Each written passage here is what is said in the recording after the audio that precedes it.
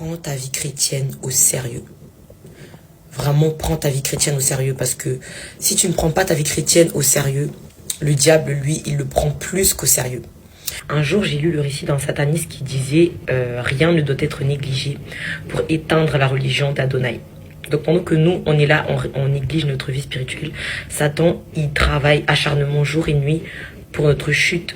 En fait, Satan, il s'attaque à tout le monde, mais sa première cible, sa première proie, c'est les chrétiens. Tout comme Jésus, il a payé un grand prix pour sauver les hommes. Le diable aussi est prêt à payer un grand prix pour faire rétrograder les chrétiens.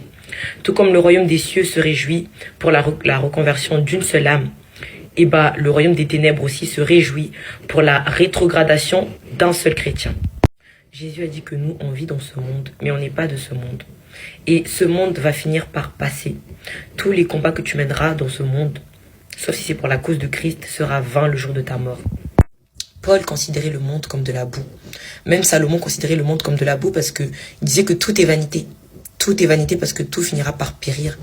Et des fois, on vit comme si on allait être éternel sur cette terre.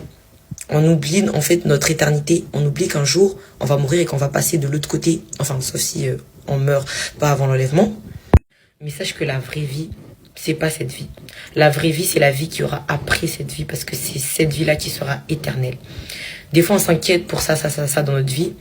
Mais en vérité, si la trompette sonne demain, je vous assure que la première question qui résonnera dans votre tête, c'est pas est-ce que je vais réussir ma vie? Est-ce que je vais manquer de ça? La première question qui va résonner dans notre tête, c'est est-ce que je vais être enlevé? Est-ce que je vais vivre? Dieu t'a donné un appel. Dieu a donné un appel à tous ses enfants.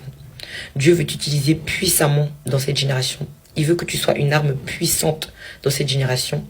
Mais pour ça, il faut que tu te consacres. Et si tu veux pas payer le prix nécessaire pour accomplir ton appel, Dieu va le passer à une autre personne. Dieu va passer à une autre personne ce qu'il était censé accomplir avec toi. Et en fait, des fois, on est trop égoïste. Des fois, on pense trop à notre propre vie, nos propres problèmes, nos propres soucis. Mais on oublie qu'en fait, notre manque de consécration retarde non seulement notre propre destinée, mais aussi la destinée des futures âmes qu'on va gagner.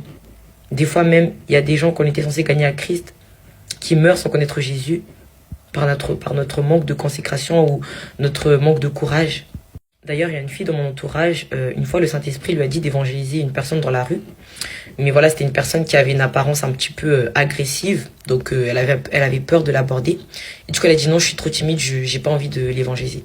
Et vous savez ce qui s'est passé une semaine après? La personne, elle s'est suicidée avec une lettre qui disait « Personne ne m'aime, personne ne me comprend ». Et à première vue, peut-être qu'on n'a pas l'impression que c'est une personne qui est en manque de confiance, qui n'a plus d'espoir dans la vie, parce que voilà, les apparences sont trompeuses. Mais vous voyez à quel point des fois notre timidité et notre flemmardise spirituelle a des conséquences vraiment fatales dans la vie des âmes. Et il faut qu'on arrête de se trouver des excuses. Il faut vraiment qu'on arrête de se trouver des excuses. En mode, je suis trop timide, je suis trop fatiguée, j'ai pas le moral, j'ai pas le temps. Mais tout est une question de priorité. Tout est une question de volonté. Parce que moi, quand j'étais dans le monde, avec mon ex, on faisait des appels jusqu'à 4h du mat. Des fois même, on dormait pendant qu'on s'appelait. Pareil, avant, j'idolâtrais vraiment les animés. Je pouvais rester jusqu'à 2h du mat à regarder des animés alors que le lendemain, j'avais école. Même une fois, je crois, j'ai fait une nuit blanche à regarder les animés. Je me réveillais le matin, je regardais les animés, je mangeais, je regardais les animés. Mais quand c'est Dieu, on a du mal. Quand c'est Dieu, on a du mal à rester des heures dans sa présence. Quand c'est Dieu, on a du mal à veiller tard la nuit dans la prière, dans la lecture de la parole. Donc des fois, il faut admettre qu'en fait, on est juste flemmard spirituellement. On est juste flemmard. Pareil, il y a des jours où vous avez la flemme de vous lever le matin pour aller à l'école. Vous avez la flemme de vous lever le matin pour aller au travail. Mais vous le faites pourquoi? Parce que vous devez gagner votre pain. Parce que vous voulez vivre. Vous voulez pas mourir, vous voulez vivre.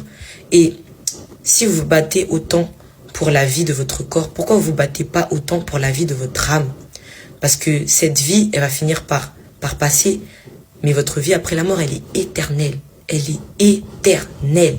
Donc s'il vous plaît, de grâce, pour l'amour de Dieu, pour l'amour des âmes de votre famille, de vos amis, et pour votre propre vie, votre propre salut, consacrons-nous vraiment.